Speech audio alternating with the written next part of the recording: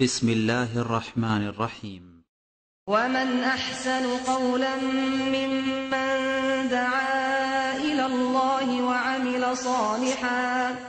وعمل صالحا وقال إنني من المسلمين السلام عليكم ورحمة الله وبركاته الحمد لله والصلاة والسلام على رسول الله وعلى آله وأصحابه ومن والاه সম্মানিত দর্শক শ্রোতা, আলহামদুলিল্লাহ, আশা করি পবিত্র মাহে রমাদানে আপনারা সকলে খুব সুন্দরভাবে মাহে রমাদানের ইবাদতগুলোকে সুন্নাহ পদ্ধতিতে সুন্দরভাবে পালন করার চেষ্টা করছেন ইনশাআল্লাহ।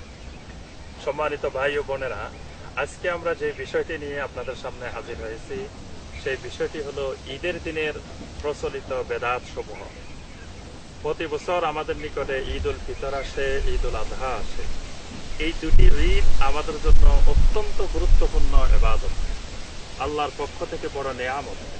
নবী সাল্লাল্লাহু আলাইহি ওয়াসাল্লাম যখন মদিনা মুনাওয়ারায় হিজরত করলেন, আল্লাহ রাসূল সাল্লাল্লাহু আলাইহি ওয়াসাল্লাম দেখলেন সেখানে মদিনাবাসী দুটি বড় বড় উৎসব পালন করেন। একটি ছিল নওরোজ, আরেকটি ছিল মাহারজান। একটি তাদের নববর্ষের উৎসব, আরেকটি নবান্ন উৎসব। তখন আল্লাহ রাসূল সাল্লাল্লাহু আলাইহি ওয়াসাল্লামের নিকটে সাহাবায়ে কেরাম এসে জিজ্ঞাসা করলেন, ইয়া রাসূলুল্লাহ সাল্লাল্লাহু আলাইহি ওয়াসাল্লাম, আমরা কি মুশরিকদের এই দুটি উৎসবে আমরা কি যোগদান করব? আল্লাহ রাসূল সাল্লাল্লাহু আলাইহি ওয়াসাল্লাম আল্লাহর নির্দেশের অপেক্ষা করলেন যে আল্লাহ পাক যখনই এই নির্দেশ দিবেন যে উম্মার জন্য কি সুন্নাহ হবে, তখন আল্লাহ রাব্বুল আলামিন এই উম্মতের জন্য দুটি ইবাদতকে সুন্নাহ করে দিলেন। একটি হলো ঈদ উল ফিতর, আরেকটি হলো ঈদ উল আযহা। এই দুটি ঈদের বাহিরে মুসলিম উম্মার আর তৃতীয় কোনো ঈদ নেই। ঈদ হলো দুইটি, ঈদ উল ফিতর এবং ঈদ উল আযহা।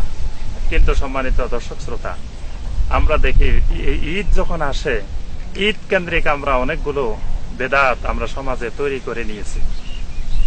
প্রথমত আমরা যে বেদাতটি আমরা তৈরি করে নিয়েছি সেটি হলো, আমরা মনে করি যে ঈদের দিন নতুন নতুন জামা পরে, নতুন শাড়ি পরে আমাদেরকে ঈদ উদযাপন করতে হবে। এই নতুনের যেই উদ্দীপনা, এই নতুনের যেই পদ্ধতি, এই নতুন জামা, নতুন শাড়ি, নতুন পোশাক, এই নতুন নতুন করতে গিয়ে আজকে আমরা এমন পর্যায়ে পৌঁছেছি, দেখা যায় অনেক দামের পোশাক আমাদের সামনে এই ঈদ উপলক্ষে এসে হাজির হয়। সেই পয়সা যদি আমরা সঠিকভাবে আমরা হালাল উপায়ে উপার্জন করতে না পারি, তখন কিন্তু আমরা বাধ্য হয়ে যাই অবৈধ পথের দিকে, অবৈধ রাস্তার দিকে হাত বাড়াইতে। এবং আমরা মসজিদের ইমাম হওয়ার কারণে, খতিব হওয়ার কারণে অসংখ্য ভাই বোন আমাদের কাছে মাসালা মাসাইল জিজ্ঞাসা করতে আসেন। অনেক ভাই আমাদের কাছে বলেন যে ভাই, আমি যে ইনকাম করি, যে উপার্জন করি, সেটার মাধ্যমে আমার পরিবার চলতে পারে, কিন্তু আমার স্ত্রী এত বিলাসী, তার এমন বিলাসবহুল জীবনযাপন যে সেই চাহিদা মিটাইতে আমাকে ঘুষের আশ্রয় নিতে হয়, হারাম উপার্জনের আশ্রয় নিতে হয়, সুদের আশ্রয় নিতে হয়। তাহলে আমরা দেখি এই যে ঈদের চাহিদা মিটাইতে, ঈদের নতুন পোশাকের চাহিদা পরিবারের সবাই মিটাইতে গিয়ে অনেক ভাই হিমশিম খান এবং বাধ্য হয়ে তারা হারাম উপার্জনের দিকে হাত বাড়ান। আল্লাহ রাসূল সাল্লাল্লাহু আলাইহি ওয়াসাল্লাম তো ঈদের দিন নতুন জামা পরে ঈদে যেতে বলেন নাই। আল্লাহ রাসূল সাল্লাল্লাহু আলাইহি ওয়াসাল্লাম বলেছেন যে সেটা হবে আস-সাওবুল জামিল, আস-সাওবুত তাইয়্যিব, সেটা হবে উত্তম পোশাক, সুন্দর পোশাক। তাহলে আমাদের যে পোশাকগুলো আছে সেই পোশাকগুলোকে সুন্দর করা, ধুয়ে মুছে পরিষ্কার করে এটাকে লন্ডিতে দিয়ে সুন্দর করে এটাকে উত্তম পোশাক বানানো, এটাই হলো রাসূলুল্লাহ সাল্লাল্লাহু আলাইহি ওয়াসাল্লামের সুন্নাহ। কিন্তু আমরা এটাকে বানিয়ে ফেলেছি নতুন পোশাক। আবার আরেকটি জিনিস আমাদেরকে এখানে খেয়াল রাখা দরকার, যেই পোশাকটি সুন্নাহ পদ্ধতির পোশাক, যেই পোশাকটি ইসলামী পোশাক, সেই পোশাকটি পুরাতন হইলেও সেটি উত্তম পোশাক। আর যেই পোশাক ইসলামী পোশাক না, সেই পোশাক নতুন হইলেও সেটা উত্তম পোশাক না। উত্তম পোশাক আর নতুন পোশাক দুটার মধ্যে কিন্তু পার্থক্য আছে। এজন্য আপনি যদি এমন পোশাক কিনলেন যেটার দ্বারা আপনার হেজাব রক্ষা হয় না, আপনার সতর ঠিক মতো ঢাকা যায় না, আপনি নতুন কিনলেন কিন্তু সেটা উত্তম পোশাক নয়, আরেকজনের পুরাতন জামা, কিন্তু সেই পুরাতন জামা দিয়ে তিনি তার সতর ঠিক মতো তিনি ডাকতে পারেন, তিনি ওই জামা দিয়ে সুন্নাহ পদ্ধতিতে হেজাব রক্ষা করতে পারেন, তারপরে সুন্দরভাবে বসে বসে প্রস্রাব করতে পারেন সুন্নাহর আলোকে, তারপরে তিনি ইবাদত বন্দেগী ইজি ভাবে করতে পারেন, সেটা পুরাতন হইলেও সেটা উত্তম পোশাক। আর যেটা আপনি নতুন কিনতেছেন কিন্তু এমন টাইট ফিট যেটা দিয়ে আপনি বসে প্রস্রাব করতে পারেন না, যেটা দিয়ে আপনার শরীরের হেজাব রক্ষা হয় না, সেটা নতুন হইলেও কিন্তু সেটা উত্তম পোশাক নয়। দ্বিতীয় যে বিষয়টি আমরা লক্ষ্য করি সেটি হলো রমাদান মাসের যখন শেষে ঈদুল ফিতর আসে, আমরা অনেকেই সকালবেলায় ঘুম থেকে উঠি অনেক দেরিতে, ফজরের সালাতও আদায় করি না, তারপরে আমরা ঈদের নামাজ আদায় করতে যাই। এই জন্য ঈদের নামাজকে আমরা অনেক বেশি বিলম্ব করে আদায় করি। যে ঈদের নামাজ দেখা যায় আমরা 9টা, 10টা, 11টায় পর্যন্ত আমাদের দেশে ঈদুল ফিতরের নামাজ হয়। ঈদুল ফিতর নবী সাল্লাল্লাহু আলাইহি ওয়াসাল্লাম একটু বিলম্ব করতে বলেছেন, সূর্য উদয়ের পরে অল্প একটু বিলম্ব, অর্থাৎ যাতে ওই সময়টার মধ্যে সাদাকাতুল ফিতরটা আদায় করা যায়, এজন্য একটু বিলম্ব করতে বলেছেন। তার অর্থ এই নয় এটাকে 9টা, 10টা, 11টায় আদায় করা। এটা 11টায় আদায় করার পিছনে যে উদ্দেশ্য আমরা দেখি সেটি হলো যে ফজরের নামাজ না পড়া, ঘুম থেকে উঠেই 8টা, 9টায়, তাহলে যারা নেতৃত্ব দিচ্ছেন, ঈদগাহের সভাপতি, ঈদগাহের সেক্রেটারি, ঈদগাহের বড় নেতা, তিনিই তো ঘুম থেকে উঠেন 9টা, 10টায়, তাহলে নামাজ যদি হয় 7টায়, তো উনি তো ঈদের নামাজও পড়তে পারবেন না। উনার কারণে বাকি মুসলিমদেরকে দেখা যাচ্ছে ওই 10টা, 11টা পর্যন্ত অপেক্ষা করে ঈদুল ফিতরের সালাত আদায় করতে হয়। এটা সুন্নাহর খেলাফ।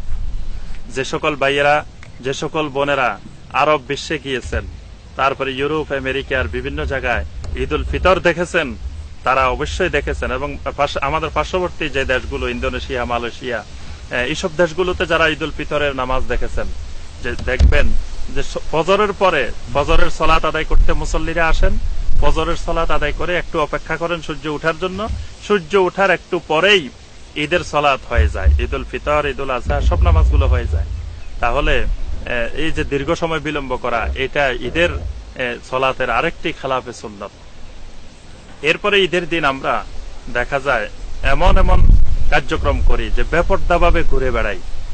আমরা অনেকে মনে করি ঈদের দিন ঘুরে বেড়ানো আলহামদুলিল্লাহ ভালো, আত্মীয় স্বজনের সাথে দেখা সাক্ষাৎ, কৌশল বিনিময়, সবাই একে অপরকে খোঁজখবর নেওয়া, এটা আলহামদুলিল্লাহ ভালো কাজ। কিন্তু এই ভালো কাজ করতে গিয়ে বেপরদাভাবে আমরা পর্দা হেজাব লঙ্ঘন করে আমরা রাস্তাঘাটে বিভিন্ন জায়গায় ঘুরেফেরা করি। তাহলে ঈদের দিন একটা ইবাদতের দিন, সেই দিন আমি গুনার কাজ করে বেড়াচ্ছি। এরপরে আমরা দেখি আমাদের দেশে আরেকটি ঈদের দিনের প্রচলিত বেদাত, মহিলারা এসে এসে মুরব্বীদেরকে পায়ে ধরে ধরে সালাম করেন। যেই মুরব্বীরা তার মাহরাম না, যেই মুরব্বীদের সাথে তার দেখা দেওয়া হারাম, তাদেরকে ঈদের দিনে দেখা দেওয়া জায়েজ নাই। দেখা তো দেওয়া হচ্ছেই, আরো তার পায়ে ধরে সালামও করা হচ্ছে। এই যে ঈদের দিনে বেপরদাভাবে পায়ে ধরে সালাম করা, একদিকে পায়ে ধরে সালাম করা এটাও সুন্নাহ দ্বারা স্বীকৃত না, আরেকদিকে সবচেয়ে বড় অপরাধ সেটি হলো এইভাবে বেপরদাভাবে ঘোরাফেরা করা, ঈদের দিনের সালাম করা, কৌশল বিনিময় করা, এটাও ঈদের দিনের একটি প্রচলিত গোমরাহি, প্রচলিত বেদাত। এরপরে সম্মানিত দর্শক শ্রোতা, ঈদের দিনের সালামি, যে ঈদের দিন আসি সবাই সালাম করে আর বলে যে ঈদের সালামি। ঈদের সালামি বলতে তো ইসলামে এরকম কোন ইবাদত নেই, এরকম কোন বিষয় নেই। আর ঈদের সালামি বলে মানুষকে জোর করে তার থেকে টাকা আদায় করা, এটা তো হাদিয়া না। হাদিয়া হলো স্বেচ্ছায় খুশিতে তিনি তার ছেলে মেয়েদেরকে, স্ত্রীকে, বাতিজা বাতিজিদেরকে বা আত্মীয় স্বজনদেরকে, যে কাউকে তিনি খুশি মনে যেটা দিবেন সেটা হাদিয়া। কিন্তু তাকে বাধ্য করা যে ঈদের দিনের সালামি দেন, সালামি দিতে হবে, এই কথা বলে সালাম করে টাকা চাওয়া, এটাও ঈদের দিনের একটা প্রচলিত বেদাত। এরপরে সম্মানিত দর্শক শ্রোতা, আমরা ঈদের দিনের আরো কয়েকটি বেদাত দেখি, যে সারা বছর মুসাফাহা মুআনাকা নেই, ঈদের দিনে আমরা দেখি যে মুসাফাহা মুআনাকার জোয়ার এসে যায়, কবর জিয়ারতের জোয়ার এসে যায়। তারপরে আবার অসংখ্য এরকম কার্যক্রম আমরা দেখি, গান বাজনার আসর বসে, বিভিন্ন ইসলামিক অনুষ্ঠানের আসর বসে। এগুলো সব ঈদের দিনের প্রচলিত আমাদের দেশের বেদাত। এগুলো থেকে এরকম আরো বিভিন্ন সমাজে, এক এক সমাজে এক এক বেদাত আমাদের সমাজে শক্ত হয়ে এগুলো গেড়ে বসে আছে। এই বেদাতগুলো থেকে আমাদের মুক্তি পাওয়া দরকার। এজন্য প্রত্যেকের সামর্থ্য অনুযায়ী চেষ্টা করবেন যাতে ঈদ উল ফিতরের দিনে কোন ধরনের শরিয়া বিরোধী, দিন বিরোধী কার্যক্রম না হয়। আল্লাহ পাক আমাদের সবাইকে ঈদের দিনটি, ঈদ উল ফিতরটি সুন্নাহর আলোকে আদায় করার তৌফিক দান করুন। আমিন ইয়া রাব্বাল আলামিন। ওয়াসসালামু আলাইকুম ওয়া রাহমাতুল্লাহি ওয়া বারাকাতুহু।